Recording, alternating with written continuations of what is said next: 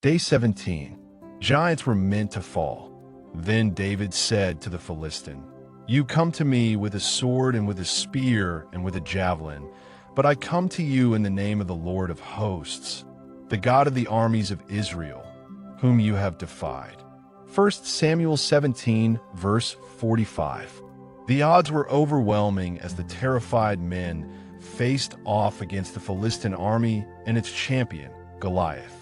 To the natural mind, they were no match for his size, strength, and sheer intimidation. Day after day, the army of Israel had gotten dressed for battle and lined up against their foes, yet no one intended to fight. Fear had taken hold of them all. It seemed like there was no hope, and all seemed lost. Then, one day, a young shepherd showed up with a different point of view. You see, he had already fought a lion and won. He had also fought a bear, and he won that too. It wasn't his vanity or pride speaking that day. Instead, it was experience and confidence.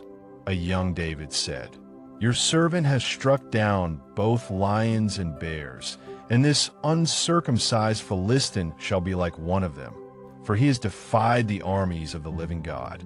The Lord who delivered me from the paw of the lion and from the paw of the bear will deliver me from the hand of this Philistine." 1 Samuel 17, verses 36 to 37. The faith of one young man saved a nation that day. Today, God is raising up a new generation of spiritual warriors who trust in God more than military strength. Giants may boast and rattle their weapons of war, but God has a people who have been prepared in the secret place. They are about to emerge. Goliath was not worried at all by David's sling and stone, but it was the last thing he saw before he was brought low. What may look like a weak weapon to the enemy is God's chosen method to bring down the boastful and strong. Will the Church of Taiwan have the same perspective as David, who believed that giants were meant to fall? The whole world may think that Taiwan can't defend itself against the overwhelming power that surrounds it. But what if the church began to exercise her faith on behalf of the entire nation? What if the faith of God's people began to arise out of the churches and over the entire island?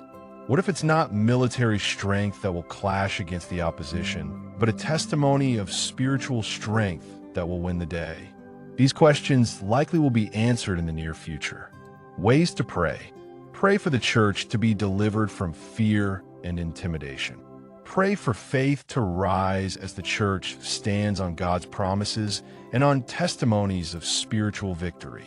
Pray for the church to be confident in God rather than trust in man's strength. Pray this prayer with us. Father God, train me for spiritual battle like you trained David, so that I can stand confidently when it matters most. Teach me to be faithful in the small things, so that I may be faithful in larger things. Give the Church of Taiwan a testimony of spiritual victory that benefits the entire nation and delivers it from its enemies.